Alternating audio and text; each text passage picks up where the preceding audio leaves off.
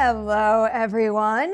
So this right here is a review of one of my most anticipated films of 2022. Of course, it's Jurassic World Dominion. Most of you out there know this at this point, but just in case anyone watching this review is new to the channel, you should probably know that this review is coming from the perspective of a die-hard Jurassic fan. The first movie is my favorite movie of all time, and I really do believe that every single installment of this franchise has its merits. I've been thinking about this a whole lot lately. It's about what it means to be a super fan of something and then review a new installment of that series. And I will admit, that first Jurassic movie very heavily shaped my love of film and has kind of made me predisposed to enjoying being in this particular cinematic world. But, on the other hand, loving the movies and the books all my life, there are certain details that I suspect I might be more critical of than others. So I just wanted to throw that out there. Before we get into all those details, first a little synopsis for you. Jurassic World Dominion takes place 4 years after the destruction of Isla Nublar, and now dinosaurs live alongside humans. In addition to doing what they can to keep some dinosaurs safe, Claire and Owen are also looking out for Maisie Lockwood. Meanwhile, Jurassic Park OGs, Alan Grant, Ellie Sattler, and Ian Malcolm are getting back in the mix because this genetic power is growing out of control and it's threatening the future of our world. So first, with this one, I do want to emphasize that I enjoyed myself watching this movie very much. It's a 2.5-hour film that I found to be pretty well paced. I was invested enough in the mission and engaged from start to finish. And also, the dinosaurs look great. I really do think that they've hit this excellent place with the mixture of digital and practical effects. So, overall, I do think they made a decent, entertaining film. But, and perhaps this is where the hypercritical, Jurassic-obsessed part of my brain takes over, I do think that there are a whole lot of missed opportunities in this story here. The first thing that really stood out to me was the lack of backstory on Biosin. For anyone out there who has not read the source material, Biosin is a pretty big part of the books, and it's something that I was really excited to learn would finally be truly incorporated into the movies. And it's a big part of this movie, but the thing is, it's done without any information on the company's connection to InGen and how it grew into the operation that we see functioning in this film. So, as a fan, am I happy that they're finally working Biosin into the narrative? Like, yeah, sure, very much. But do they earn it? Do they justify it? And I think they fall short in that respect. Yes, maybe I am able to fill in some of the holes because I know Biosin's history from the books, but that's not enough to make me feel something for its inclusion in this film. So not only does it not mean as much as it could to me as a fan, but I would also imagine that anyone out there who hasn't read the books will either be confused or just not care that it was once Biosin versus InGen. So basically, you're including a big piece of Jurassic lore in this movie in a way that's kind of serving no one very well. Now, this next thing that I'm going to address is, it's going to sound ridiculously vague. You can see the thing in the trailers, and I'm sure some out there will write about it in their reviews, but it's not really explained what's going on in the promo material, so I'm just going to play it safe and not really dig into the details on this. But basically, there is one key element of this movie that plays a very significant role in driving the narrative forward and inspiring certain key characters to get involved. While this thing is, yes, prehistoric and it's connected to the genetic manipulation going on, it doesn't really have all that much to do with dinosaurs.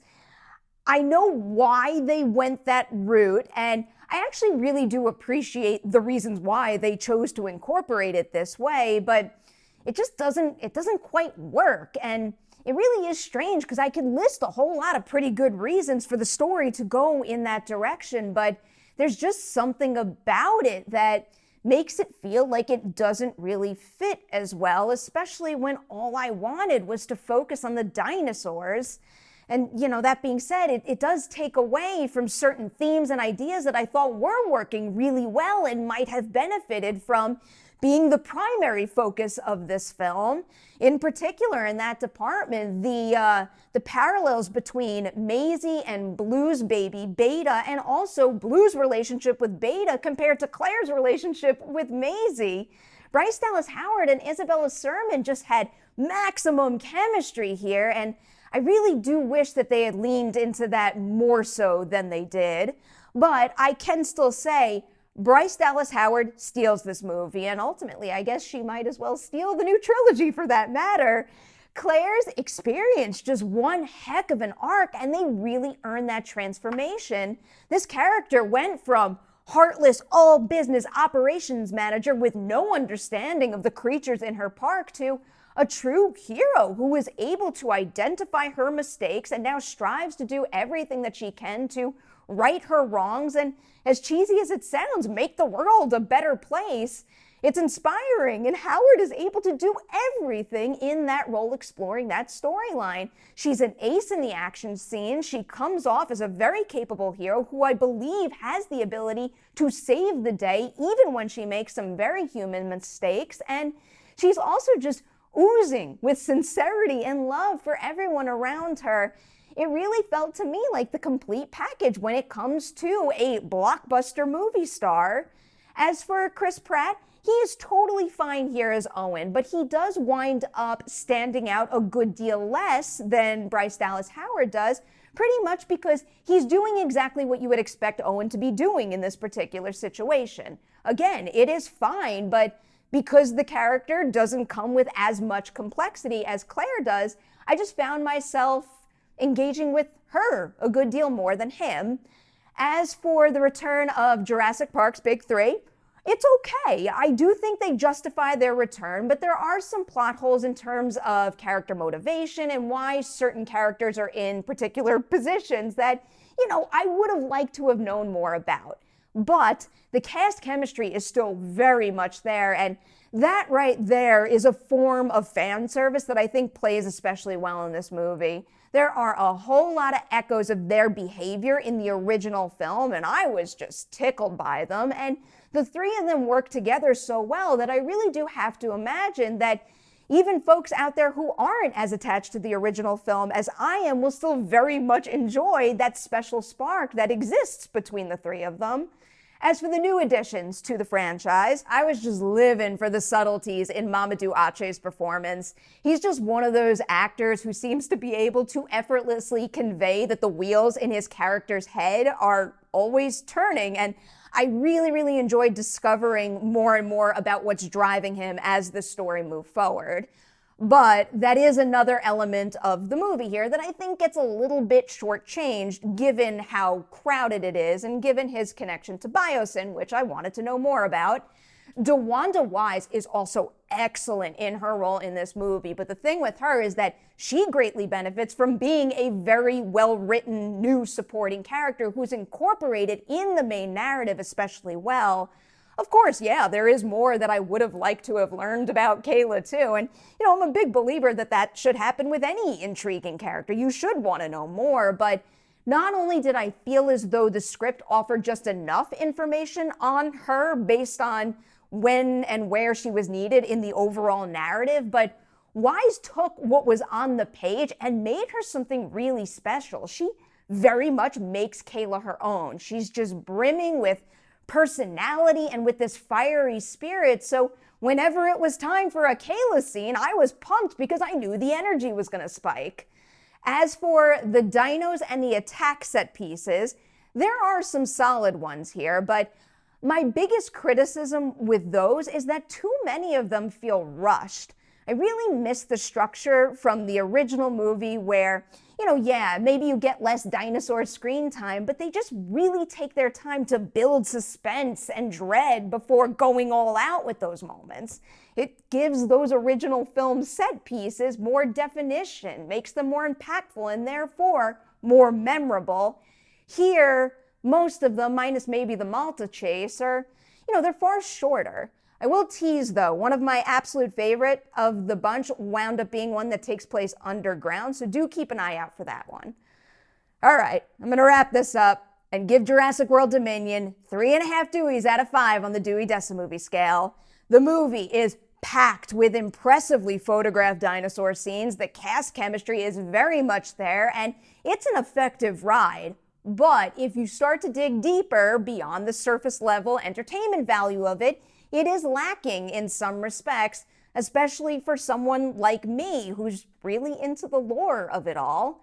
One last point I really do have to make here, but I guess I should put a little disclaimer on it because I never want something to come across like I didn't get what I want, so now I'm criticizing the film for it. But this particular want does feel like it was not only a major missed opportunity in this movie, but it also does weaken the overall thematic heft of the franchise.